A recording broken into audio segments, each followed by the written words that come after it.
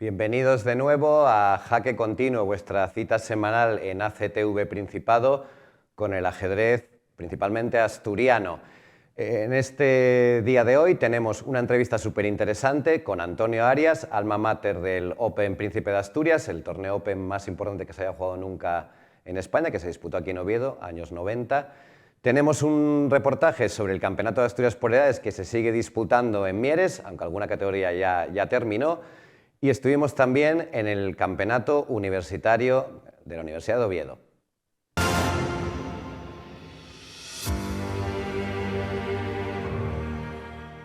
Y empezamos con el Campeonato de Asturias por edades, desde sub-8 hasta sub-18, veteranos y superveteranos.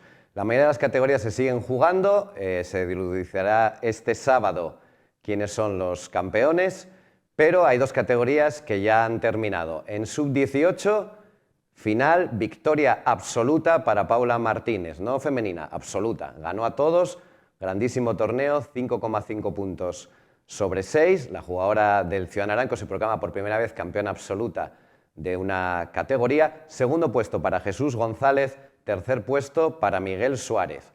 Y otro torneo que también finalizó es el de superveteranos mayores de 65. Estamos muy contentos de ver el éxito que tienen los torneos de veteranos. Ellos demuestran que la edad no es un problema, que van a seguir, que no van a dejar de jugar al ajedrez, y Uría el que menos, porque Uría ha vuelto a ganar, es la 9ª vez que gana un torneo de veteranos. Apabullante, 6 puntos en 6 partidas. Segundo Dionisio Bombín, tercer puesto para Deva con 3,5 puntos sobre 6 partidas. Vemos un pequeño reportaje.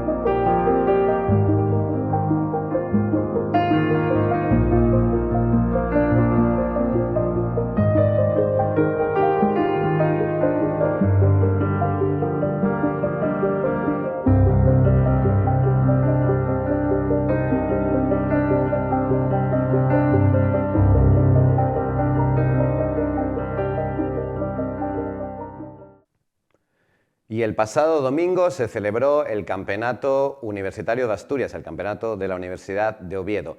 Un auténtico éxito, 53 inscritos. Vamos a ver si el ajedrez vuelve con fuerza a la Universidad de Oviedo. Además del número de inscritos, el gran nivel que había. Maestro FIDE Jonás Prado revalida el título, había ganado también el año pasado, 6 puntos en 6 partidas. El maestro FIDE Ian González, segundo, y tercer puesto para Xavier Martín. Vamos a ver un vídeo sobre el torneo.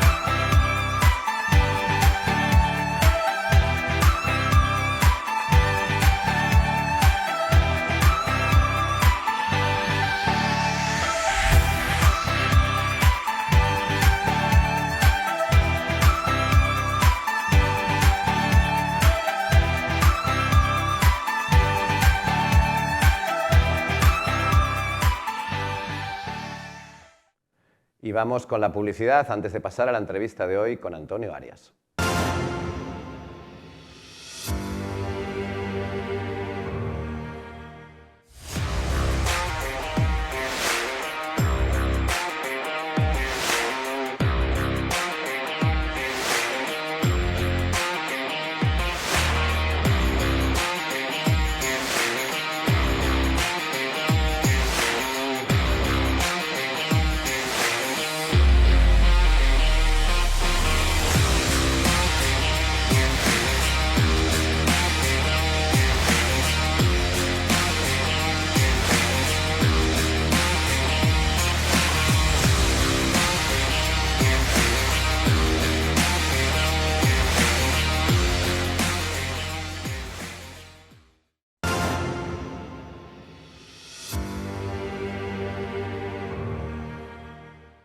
En el programa de hoy tenemos una de las entrevistas para mí más esperadas porque tenemos a Antonio Arias, que es una persona que puede contar 1.000.000 de cosas interesantes sobre el ajedrez asturiano, tanto como jugador, campeón de Asturias, como creador de clubes, tanto el Universidad de Oviedo como el Campus Viesques, y sobre todo como organizador del Open Príncipe de Asturias, el torneo Open más fuerte yo creo que se ha jugado en la historia de España. ¿Tú estás de acuerdo con eso, Antonio? Claro, estoy convencido y bueno, es algo que le debía yo al mundo del ajedrez, organizar algo grande, y yo creo que lo conseguimos con un equipo enorme, ¿no?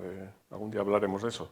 Sí, me dices que yo creo que eso va a necesitar un programa monográfico porque hablamos de un torneo que para mucha gente joven no lo sabrá, pero aquí en Oviedo vino a jugar todo el mundo, excepto Kasparov y Karpov, yo creo, pero varios campeones del mundo, 600 jugadores casi, Sí. Y de eso hablaremos otro día. Pero bueno, tú me has dicho que quieres que te pongamos como epígrafe Antonio Arias, campeón de Asturias 1978.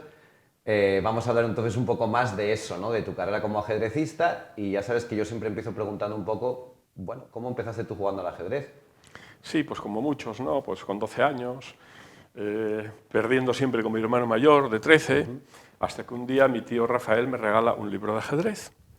Y en ese libro de ajedrez, la posición que tenemos ahí, descubro que existe la posibilidad de, mediante el aprendizaje, evitar lo inevitable, es decir, prepararse a fondo, y entonces esto cuando empiezas a ganar gracias a un libro, te das cuenta del enorme potencial que tiene el conocimiento, ¿no? Claro, hoy en día los chicos están acostumbrados a manejar, estamos en la sociedad de la información, pero cuando un joven no sé, estudia el Quijote, no sabe por qué lo estudia, pero cuando estudia ajedrez obtiene un resultado inmediato. El aprendizaje es brutal, es decir, entrenamiento, estudio, éxitos, eso para toda la vida te va a acompañar y como profesional te cala, ¿no?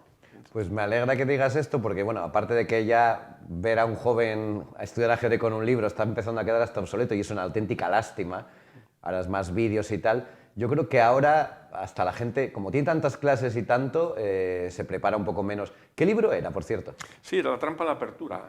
Un libro de celadas. De celadas, efectivamente. De trucos. Sí. Curioso. Sí, que bueno, te permite, bueno, con cierta literatura, demostrar, bueno, pues que se puede avanzar y obtener resultados inmediatos.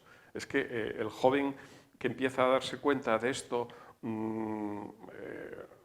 pronto lo va a utilizar en la universidad, en su profesión, y por eso es tan importante, a diferencia de otros deportes, donde la capacidad física tiene, bueno, una influencia decisiva, no total, pero sí decisiva. Aquí es estudio, horas, ¿no? Como aquello que decía el jugador de baloncesto, cuanto más entreno, más suerte tengo. Sí. Pues efectivamente, o sea, el chico con 8 años lo descubre, y esto es el gran valor que tiene el ajedrez entre los niños. Yo entiendo que después de ese libro van otros, ¿no? Claro, los claro, clásicos. muchos más, y el torneo. Y luego, bueno, en una sociedad, esta que llamamos ahora del tardofranquismo, ¿no? Donde, bueno, pues la vida era bastante organizada y bastante sencilla, ¿no? Los clubes de ajedrez en Oviedo, fundamentalmente el Centro Asturiano y el Ateneo, bueno, pues ahí empecé a jugar, ¿no? Entonces, la segunda gran lección que tiene un joven es que, bueno, pues el ascensor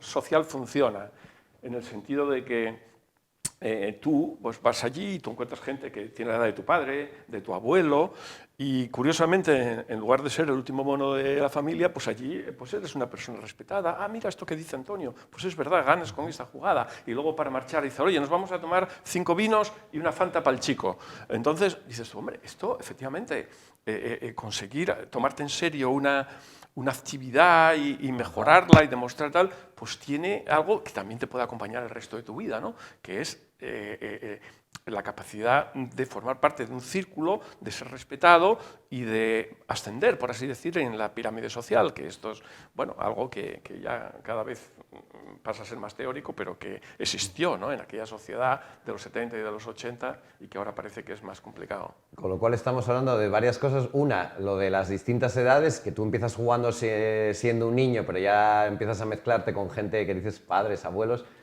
Y bueno, y dos, eso, que tú enseguida, ¿con cuántos años empiezas a competir ya? Sí, con 14.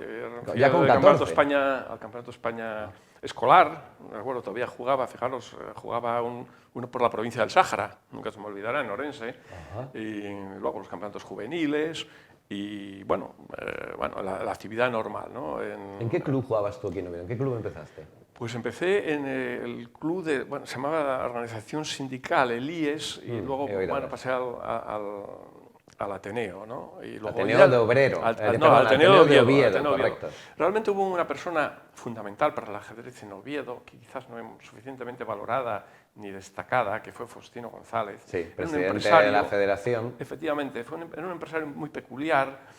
Y bueno, él no tenía ninguna obligación de apoyar a los jóvenes y sin embargo organizó un club que durante años fue campeón de Asturias, fue a los campeonatos de España, participaron en muchísimas eliminatorias, en un momento pues eso, de transición y este club fue fundamental también para mí porque nos permitió, Faustino recibía revistas extranjeras, libros ingleses y tal, cuando aquello era muy complicado manejar una revista inglesa o el Shahamati Bulletin, todo eso era dificilísimo, ¿no? Y con él lo teníamos, ¿no? Y nunca supimos agradecerle en vida suficientemente todo lo que hizo por nosotros. Al revés, le criticábamos. Yo solo entiendo, porque lo venía hablando antes del programa, bueno, gracias a ti, otra de las cosas que ocurrió es que David Bronstein estuvo viviendo en Oviedo un tiempo, a mí me dio clase, Y claro, nosotros teníamos 17 y 18 años y yo creo que no fuimos capaces de apreciar lo que significaba aquello. De verdad que es una pena, sí. Sí, la verdad yo sentí mucho porque intenté que incluso Brostin pasase, se lo debíamos todos los ajedrecistas a Brostin, Yo creo ¿no? que sí, Nosotros, aunque solo sea por el libro de ajedrez de claro, torneo. y por su vitalidad, ¿no? O sea, tenemos los dos modelos, el modelo Botvinnik, la hormiga, y la cigarra Bronstein, ¿no? Al final, la lección para los chicos también es importante, gana la hormiga. O sea, está bien tocar la guitarra y la poesía, está muy bien, pero al final el mundo lo mueven las hormigas, ¿no? Aunque necesitamos cigarras que hagan poesía y arte, ¿no? Pero se lo debíamos. Entonces luché enormemente, enormemente, moví todos los recursos posibles, molesté a la cantidad de gente para intentar que quedase aquí Brostin y no pudo ser. No pudo ser, entre otras cosas, porque aunque él en su libro, bueno, me hace una crítica severa y dura, sí, bueno, en realidad una persona de esta edad... Nosotros en la universidad, ¿cómo le retribuíamos a Brostin? Algo impensable hoy en día, con el permiso de residencia. El permiso de residencia en el año 91 no era demasiado complicado obtenerlo. Él se movía por Europa, le permitía ese permiso para una persona exsoviética, bielorruso, ucraniano, le permitía, tenía 4 o 5 personas en Europa, en Oxford, en Holanda, en Francia, tenía una serie de amigos y era como ese abuelito que se va pasando entre los hijos. Bueno, aquí pasaba temporadas, hacíamos con estas clases que le permitían a él realmente decir que era profesor colaborador, entre comillas, ¿no? Porque, bueno, una regulación bastante laxa, pero que, bueno, le permitió pasar los últimos años de su vida con un cierto reconocimiento, ¿no? Pero no pudo ser, tuvo que acabar volviendo a Bielorrusia. Y es curioso que cuando estuve en Moscú conseguí hablar con Botvinnik y yo creo que Botvinnik me concedió, la concerté la entrevista a través del decano de Filología Española de la Universidad de Moscú y conseguí que y curiosamente me aceptó en el 94. Sí, que venga por aquí, porque en el fondo él me decía, ¿qué pasa con Brostin, que tiene allí en Oviedo? Tal, y efectivamente yo aproveché para intoxicarlo un poco, sí, es nuestro profesor y tal, un poco para que se muriera de envidia a Botvinnik, ¿no? Diciendo, mira, tuvo tantos años en Europa viviendo y tal. Yo siempre fui más de Brostin que de Botvinnik. No, como todos, sí, claro, sí. hombre, claro, más romántico, pero bueno, tiene su punto Botvinnik, es una gran lección. También los chicos pueden sacar de ahí muchísimas lecciones. Campeón del mundo 3-4 veces, maestro de Kasparov, realmente... No, además es que Brostin me dice, no, es que yo quise, fíjate tú, se juega el campeonato del mundo y cambia la historia del ajedrez, porque quiere demostrarle a sus colaboradores que con la que ellos dicen que se hace tablas, hay otra manera también de hacer tablas. Y claro, se mete en un lío y acaba palmando. Pero bueno, empata el match, como recordarás y tal. Sí, pero campeón de medio mundo. Eso, ¿para qué no sigues la línea fácil? ¿No? Porque eso era demasiado. Eso lo hubiera hecho Botvinnik. Te dicen sus colaboradores, después de estar toda la noche estudiando, haz esto que haces tablas. Pero no, él dice, no, arte. Ya nos fuimos por Brostin y Botvinnik cuando estábamos en Asturias todavía. Es verdad. Esa generación de jóvenes, estabas tú y quién más, porque creo que es una de las mejores generaciones de Asturias. Sí, bueno, estaba sobre todo nuestro querido José Antonio Núñez, que marca una época, un talento brillante y creativo. Bueno, y estaba Roy, ya empezaba en ese momento, era mucho más joven. Y luego ya los más veteranos, que, bueno, Guillermo Casocobos, Julio Uría, Rafael Antuña también despuntaba, pero Rafael... Los hermanos Iglesias. Hermanos Iglesias, llegaron un poco más tarde, pero, por ejemplo, Rafael Antuña se contenía más, es decir, él tenía su vida orientada hacia el derecho y sabía que esto podía despistarle y tal, y entonces controlaba muy bien. Lo que no hacíamos los demás, ¿no? Llegábamos, yo por ejemplo, el año que quedé campeón de Asturias, efectivamente, pues suspendí la mitad de las asignaturas. Sí, ese era el precio. Porque encima era el año que hicimos Ajedrez Asturo, la primera revista de ajedrez asturiana, ¿no? Siempre tuve ese gen emprendedor. Tú también lo tienes, Alberto, gracias. ¿eh? No, Bueno, lo tienes. Yo de esas revistas las he llegado a leer, sí. Entonces dije, bueno, ¿por qué no hacemos una revista que salga todas las semanas y los viernes se reciba y tal? Bueno, así lo hicimos. Claro, era una dedicación enorme. Todas las semanas salía la revista. Todas las semanas, salieron todas las semanas y bueno, y con sus partidas comentadas, claro. Era tal nivel de actividad de ajedrez, pues que el proceso fue natural. Quiero decirte que al final campeón de Asturias porque era el que más tiempo le dedicaba, con Ricardo Santirso, que era otro total, y también David Roiz ayudaba y conseguimos, bueno, pero era tal nivel de dedicación que al final sí, podía haber marchado en junio de casa y haber vuelto en octubre y haber jugado el Campeonato de España Juvenil, el individual, el de por equipos, Campicafor, que era el torneo que nos premiaba nuestro equipo Alesa, y a ver 4 meses, y tuve que quedarme los 4 meses en casa. Esa fue otra gran lección. Ajá. Tienes que valorar y decir, pues ahora tengo que dejarlo, porque mi futuro no está aquí, está en otro lado. Y estas son todas las cosas también que me enseñó ajedrez. En ajedrez aprendes como principio estratégico fortalezas y debilidades, anticipar el futuro deseable.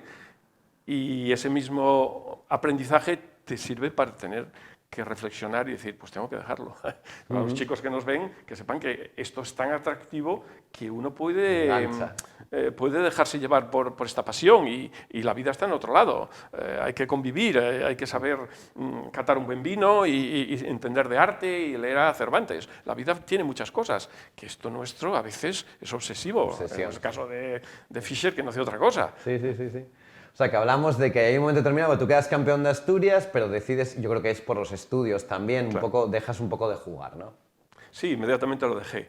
Lo que pasa es que, bueno, reconozco Inmediatamente, o sea, quedas campeón de Asturias y... Sí, sí, lo dejé unos 6 años, jugaba alguna partida y tal, pero Ajá. ya no volví a jugar Curioso. postal, empecé a jugar postal allá por los 90 y hasta que, bueno, entendí que llegué a la universidad a una posición de funcionario de cierto nivel, de jefe de servicio, entonces entendí que ya debería de empezar a plantearme devolverle a mi mundo del ajedrez, que tanto me había servido para llegar a una posición desahogada, pues había que empezar, ¿no? Yo siempre he sido muy de pagar, ¿no? O sea, pues, hemos utilizado unos medios públicos que parece que están ahí y que te han caído del cielo, ¿no? No, no, vamos a ver, aquí hay mucha gente que generosamente te ha ayudado, ¿no? Y patrocinadores y todo, y bueno, y un hay equipo enorme. Claro, Sí. cuando llegas a una mínima posición donde tienes que tal, pues convendría empezar a ayudar, ¿no? Y tal. Y entonces fue cuando empezamos a concebir el torneo Príncipe con una cantidad de gente enorme, o sea, que allí participaban 30 o 40 árbitros porque llevábamos el Palacio de los Deportes entero, teníamos... Yo fui árbitro. También, pues, Hablamos de un torneo que, bueno, son 3 años, llegó a casi los 600 jugadores. Aquí jugó todo el mundo, excepto Kasparov y Karpov, y cuando digo todo el mundo me hablo de las hermanas Pero Polgar. lo intenté, ¿eh? Estoy seguro, iba a Ten en cuenta preguntarte que también. Sí. cada actividad, o sea, salía un proyecto de cada 10, o sea, yo me reunía 4 meses antes del torneo ese, yo ya no llegaba a casa antes de las 11, o sea, que, Es que era toda la ponte- tarde. claro, O sea, la ponte a gente cree que manejar- esto cae y me da una pena de los organizadores porque cuando yo los veo, digo, sé por lo que estás pasando, pagas a un ajedrecista con el presupuesto del siguiente.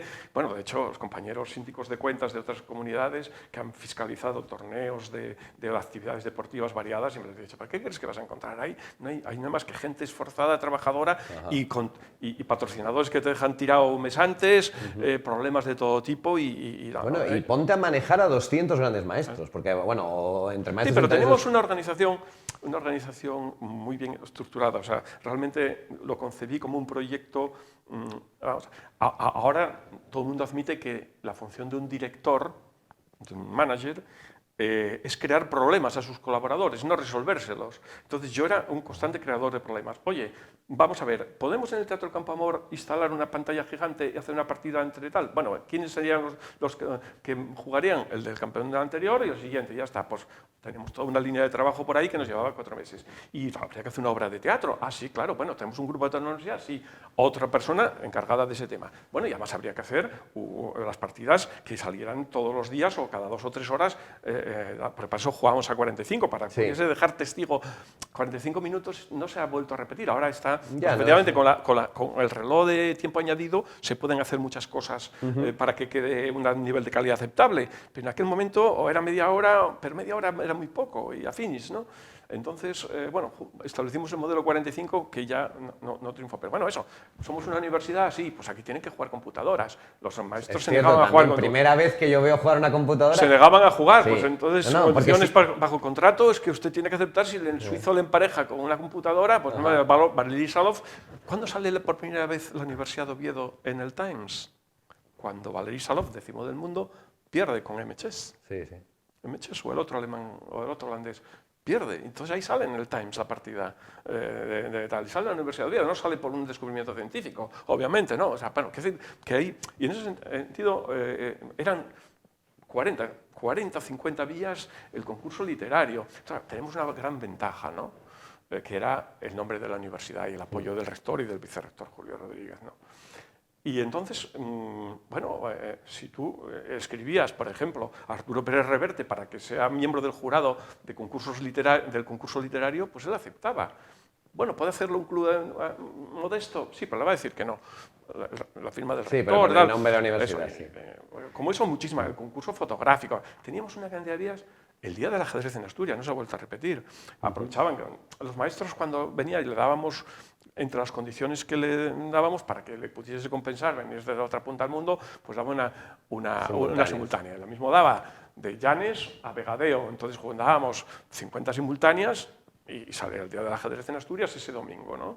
Y bueno, realmente salió bien, ¿no? Bueno, era una cantidad de líos enorme, hasta el punto, bueno, pues durante mucho tiempo me siguen considerando los compañeros como el friki este del ajedrez y tal. Hasta el punto que yo tuve que ganar, y la pregunta que deberíamos cerrar ahora es ¿y por qué se dejó de hacer?